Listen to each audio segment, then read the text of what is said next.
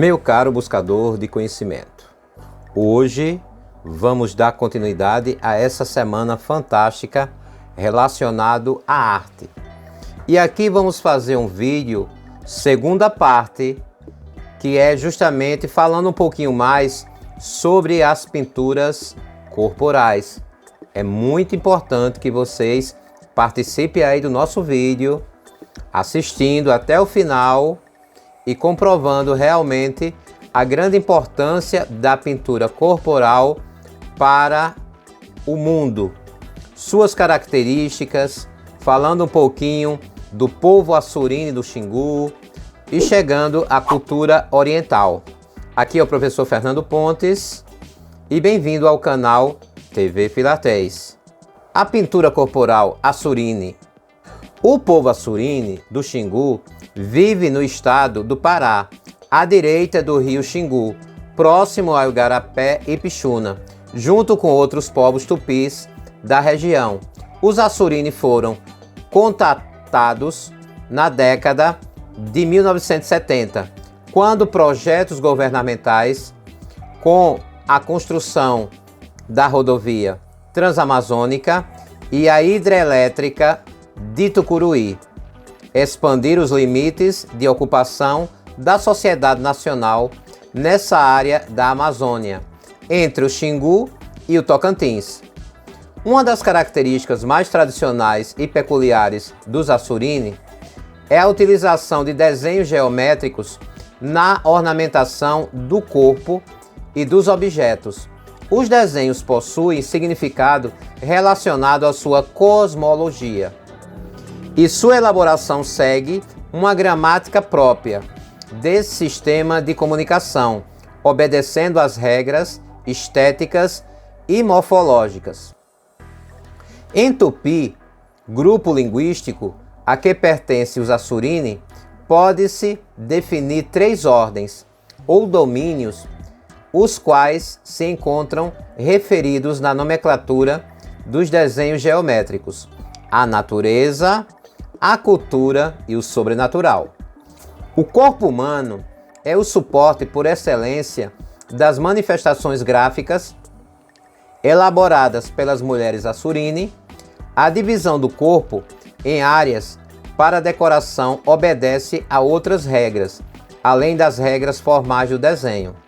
Trata-se de critérios como sexo, idade e atividade, que determinam categorias sociais marcadas no corpo por esses signos visuais. No homem, há uma divisão horizontal de ombro a ombro. O desenho do ombro, que liga a faixa horizontal, é o desenho da tatuagem executada nos guerreiros, por ocasião da morte do inimigo. Marca, portanto, a atividade do sexo masculino, a guerra. Nas mulheres, a divisão é vertical e marca o ventre. A importância conferida aos desenhos assurini é a mesma dada ao xamanismo, ou seja, as duas atividades mais importantes desenvolvidas na comunidade. Enquanto os homens são iniciados nas práticas rituais, as mulheres aprendem a desenhar, sendo estimulada desde a infância. No aprendizado da técnica, a menina pratica a pintura no próprio corpo, aprende a pintura na cerâmica com a mãe ou a irmã mais velha, que ensinam um repertório particular e variações de um padrão. As formas geométricas do espaço são uma característica fundamental nesse estilo de pintura. As mulheres mais velhas e experientes possuem uma técnica mais apurada, possuindo a habilidade de decorar uma peça em que não se distingue o começo nem o fim do desenho, levando-se em conta que nenhum traçado é feito antes de se pintar para dividir geometricamente a área pintada. No corpo humano, usa-se o suco do fruto do jenipapo verde, tinta vegetal, e os pincéis são a haste de uma leguminosa, uma lasca de palha de babaçu, os dedos ou o talinho encapado de algodão. Rala-se o fruto verde do jenipapo na raiz da palmeira pachilbinha e espreme-se o sumo, a qual se adiciona carvão vegetal, esfregando-se no fundo de uma panela de cerâmica semi-quebrada, na qual se deposita o líquido. Com o carvão, o desenho fica visível durante a execução da pintura, feita com os pincéis ou com os dedos. Após o banho, horas depois da aplicação, o risco desaparece momentaneamente, com a eliminação do carvão, mas ressurge forte devido ao efeito do sumo do jenipapo na pele humana, permanecendo por 5 dias ou mais. As cuias são gravadas em fogo, recortando-se o fruto ainda verde, e retira-se a polpa com a ponta incandescente de uma vareta de madeira apropriada. Faz-se a gravura na superfície côncava e externa da cabeça ainda verde. Depois disso, coloca-se ao sol para secar durante alguns dias. Na tatuagem, usa-se um escarificador, material que vai rasgar a pele, e o meireirinha, feito de dente de cutia bem afiado, tinta de jenipapo e resina de árvore, para impedir o sangramento.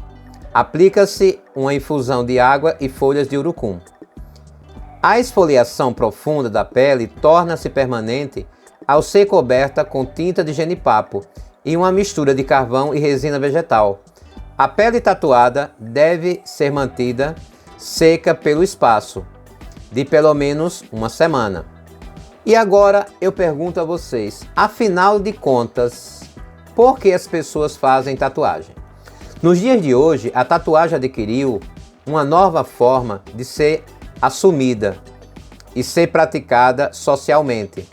É cada vez mais frequente ver corpos tatuados em distintos setores sociais, quase sem restrições de gênero, idade ou status socioeconômico. Por um longo período, a tatuagem foi marginalizada, porém, vem se inserindo em novos contextos sociais, ganhando outros significados. É importante pensar na transformação do valor atribuído à tatuagem enquanto imagem. Antigamente, a tatuagem era vista como uma marca de desonra, maldade, além de remeter à cultura de povos colonizados, e por isso era proibida. Com o tempo, passou a ser vista com um olhar menos negativo. Atualmente, ela já pode ser considerada uma obra de arte, o que não significa apenas um objeto de prazer a ser contemplado, mas que funciona principalmente como uma afirmação de identidade de um indivíduo que quer se expressar e até mesmo se diferenciar dos outros. O desenho escolhido pode ter um significado, um gosto pessoal, uma mensagem, um pensamento, uma crítica, um momento, ou pode ter a intenção puramente estética. Vale ressaltar que é preciso haver bom senso e cautela, pois é definitiva, e por mais que existam técnicas para retirá-las, os métodos são raros e muito dolorosos. Logo, com toda atitude permanente em nossa vida, é necessário refletir sobre os pontos positivos e negativos. De posse dessas informações, se mesmo assim a pessoa ainda optar por uma tatuagem, é importante procurar um tatuador confiável, verificar se os materiais utilizados estão esterilizados e o ambiente higienizado, para evitar contaminação de doenças e garantir uma boa cicatrização. Diante do exposto, a conclusão a que chegamos é uma só. Deve haver o respeito mútuo entre os que têm tatuagem e aqueles que não as apreciam, porque se trata de uma expressão individual de alguém que quer mostrar para o mundo aquilo que acredita e, para isso, usa seu corpo como suporte. Vimos que o corpo também pode ser um suporte para a pintura. Vários povos do mundo inteiro utilizam ou utilizaram a pintura corporal para representar artisticamente. Os egípcios ficaram famosos por utilizar uma maquiagem marcante. Os olhos eram pintados com kohl, mistura de mineral malaquita com carvão e cinzas. Essa pintura, além de proteção, era a forma de distinção social. Outra pintura corporal marcante é o pó de arroz que atribuímos à imagem das geishas japonesas. Em seu princípio, eram utilizados em todas as mulheres para que ficassem iguais, evitando o confronto dos homens por ciúmes. A pintura chamada de Mehndi é de tradição indiana e constitui diferentes grafismos feitos com tinta de henna. São grafismos específicos para celebrações como casamentos, enterros e batizados, e carregam simbologias. Nos rituais de casamento, por exemplo, essa prática é realizada por estética e para proteger a mulher na nova vida que se inicia. Então, como vocês puderam observar, essa pintura corporal, seja qual for a civilização, ela é considerada arte. Esse tipo de pintura também é considerado arte, mas a grande diferenciação é que a base dessa pintura é o próprio corpo. Espero que tenham gostado, espero que estejam apreciando essa semana dedicada à arte aqui do nosso canal. Não se esqueça de se inscrever e ativar os sininhos das notificações. E vídeos como esse devem ser compartilhados com aqueles que precisam conhecer um pouco mais sobre arte. Deixaremos aqui na tela final o outro vídeo também falando da pintura corporal. E nos encontraremos na próxima aula, se assim o Senhor nos permitir.